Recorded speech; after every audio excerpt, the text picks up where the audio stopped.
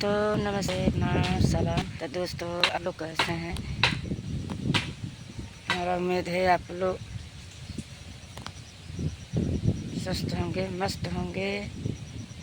हम भी अच्छे हैं दोस्तों। तो देखिए हम कहाँ पर आए हैं। हम लोग का मुहर्रम आ गया है। ये मुहर्रम का ताजिया बनता है, थोड़ा बांस घट गया है तो वहीं पर आए हैं दोस्तों। सद्दा की भी बांस नहीं है और ताजिया में कुछ घट गया है तो वही काटने आए हैं। आप लोग को दिखा रहे हैं।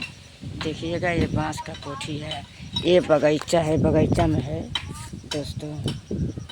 देखिएगा ये बगीचा है।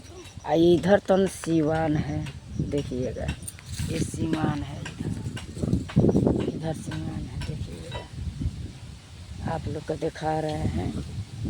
आप लोग जानेंगे न जो झूठ बोलती है। देखिएगा हम कहाँ पर आए हैं, आप लोग को तय दिखा रहे हैं। देखिएगा दोस्तों, अगर आप लोग का अच्छा लगेगा तो कमेंट ज़रूर करना दोस्तों। तब तक बाय बाय दोस्तों।